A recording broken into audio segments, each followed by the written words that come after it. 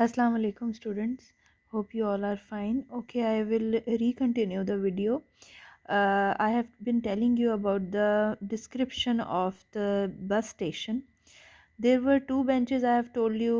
ठीक है, दो benches हैं जो कि एक जो है सामने की तरफ जिसका मुंह है ऑडियंस की तरफ, और एक का जो है वो रेयर वॉल पिछली दीवार की तरफ है।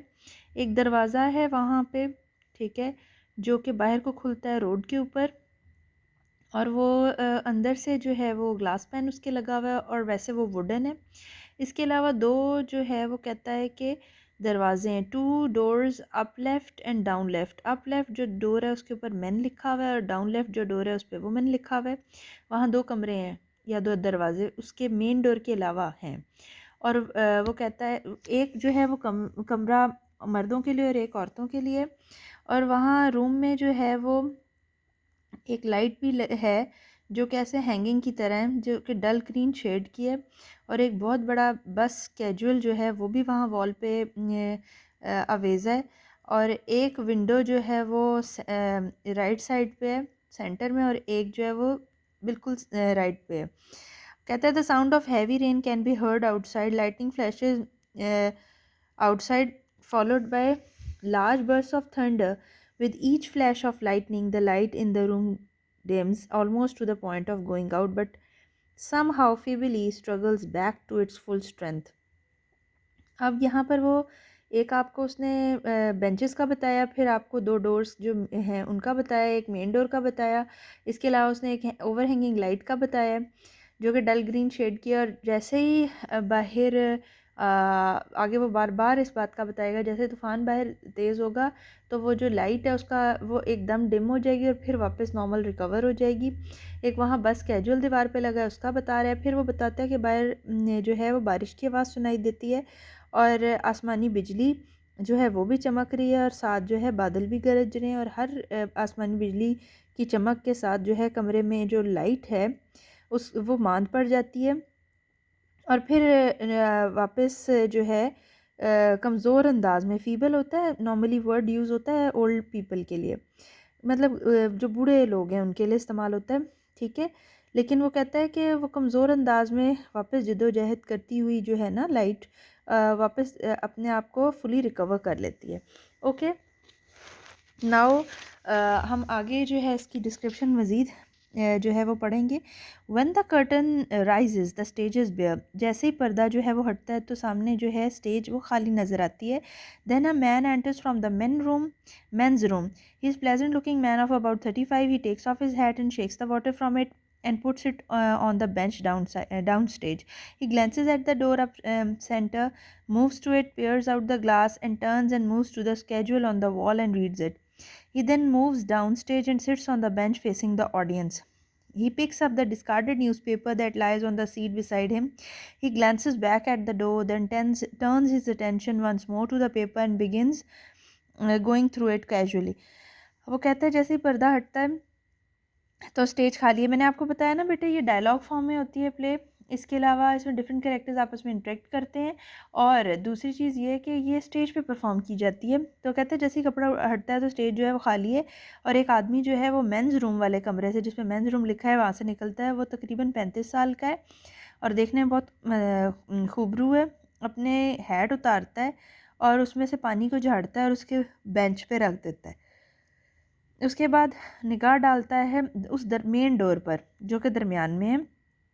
फिर उसके पास जाता है, उसमें से बाहर झांकता है। फिर उसके बाद जो बस कैजुअल लगा हुआ है उसकी तरफ चला जाता है और उस पर से उसको पढ़ने लग जाता है। उसके बाद फिर जो है वो वापस आकर जो बेंच पे बैठ जाता है, वो बेंच जो सामीन की तरफ जिसका मुंह है। फिर एक डिस्कार्डेड न्यूज़पेपर उठाता है और वो जो न्यूज़पेपर है वो उसके साथ जो है वो पड़ा हुआ है उस बेंच के साथ। और फिर वापस वो दरवाज़े की तरफ देखता है और तवज्जो उसकी दरवाज़े की तरफ है कि कोई शायद वो किसी का इंतज़ार कर रहा है। अच्छा खैर, फिर से वो पेपर की तरफ तवज्जो अपनी जो है वो कर लेता है। और वे आप कह लें कि कैजुअली ऐसा होता है, बगैर गौर किए जो है ना न्यूज़पेपर पढ़ना शुरू कर देता है। अच्छा, न्यूज़पेपर पढ़ना नहीं बस गुजारना शुरू कर देते हैं। The door up centre suddenly burst open and a girl of 23 rushes into the room. She is sobbing and is out of breath. She throws her body against the door, slamming it. The man turns about quickly. She throws the bolt into place and turns slowly. Seeing the man, the girl's clothes are wet and muddy. Her hair is disheveled. Disheveled होते हैं ऐसे बिखरे हुए. And she sobs and she rushes to the man quickly. अच्छा, यहाँ पर वो कहता है कि अचानक से वो जो सेंटर डोर है, मेन डोर, वो खुलता है और एक लड़की जो है 23 ईयर्स की, वो उस कमरे में जाती है और वो सिसकियाँ ले रही है और उसको हाँप रही है और वो ज़बरदस्ती जो है ना अपना जो है आप कह सकते हैं सारा वज़न दरवाज़े पे डालती है और दरवाज़े पे ऐसे समझ लें जैसे गिर ही जाती है और उसे ज़ोर से बंद करती है। और वो आदमी जो है फ़ौरन से जो है पलट के देखता है तो वो लड़की जो है वो चटखनी यानी बोल्ट यानी कुंडी लगा देती है और वापस मुड़ती है और उस बंदे को देखती है। उसके कपड़े गीले हुए हैं, कीचड़ में लथपथ हैं और उसके बाल बिखरे हुए हैं और सिसकियाँ बह रही है और उस आदमी के पास जो है ना भाग के उसके पास तेज़ी से चली जाती है। Okay, the next dialogues. Girl hysterically, thank god you are here, oh thank god, she almost falls and the man catches her. शुक्र है तुम यहाँ हो, शुक्र है तुम यहाँ हो। और वो गिरने ही लगती है तो उसको बंदा जो है वो पकड़ लेता है। Man, my dear what is it, क्या हुआ मेरी मोहतरमा। Girl, help me, oh please help me. वो कहती है कि मेरी मदद करो, प्लीज़ मेरी मदद करो। Good heavens, you are in great trouble, terrible state, what has happened, don't let him in please, he is after me, please don't let him in. कहता है खुदा का, ओ खुदाया तुम बहुत दहशत ज़दा हालत में हो और क्या तुम्हारे साथ क्या हुआ है। वो कहती है कि मुझे बस उसको अंदर ना आने देना, वो मेरे पीछे है, उसको अंदर ना आने देना। मैन, हुज़ आफ्टर यू, वो पूछता है कौन तुम्हारे पीछे है। गर्ल कहती है he'll be here any minute, please help me। The girl looks to the center door, the lightning flashes and the light dims slowly. The girl looks at the light and begins sobbing again. Please my dear, try to tell me what happened, you have locked the door, no one can come in, now try to calm yourself, the light has recovered। अब उसे कहता है, वो कहती है कि वो पूछता है ना कि कौन है जो तुम्हारे पीछे है। वो कहती है कि वो इधर कभी भी आ जाएगा, मेरी मदद करो। फिर लड़की जो है वो सेंटर डोर की तरफ देखती है, बिजली चमकती है और फिर कमरे में बिजली मांद पड़ जाती है। लड़की फिर जो है वो लाइट की तरफ देखती है और सिसकियाँ भरने लगती है और फिर कहती है मेरी बात सुनो। लड़का कहता है कि मेरी बात सुनो, मुझे बताओ कि हुआ क्या है, तुमने दरवाज़ा बंद कर दिया, कोई भी अंदर नहीं आ सकता, अब अपने आप को पुरसकून कर लो। कमरे में जो है रोशनी बहाल हो जाती है। जैसे ही बाहर बेटे बिजली कड़केगी ना तो वैसे ही जो है एक दफ़ा तो वो कमरे की लाइट जो है वो बिल्कुल डिम हो जाएगी, फिर नॉर्मल हो जाएगी। You are waiting for the bus aren't you, लड़की जो है उससे पूछ रही है बंदे से कि तुम बस का वेट कर रहे हो, तुम मुझे छोड़ के तो नहीं चले जाओगे। She rushes into his arms, oh don't leave me, she rushes into his arms. अब वो कहती है कि तुम चले मतलब तुम चले तो नहीं जाओगे, बस का इंतज़ार कर रहे होगे ना तुम, मुझे छोड़ के ना जाना।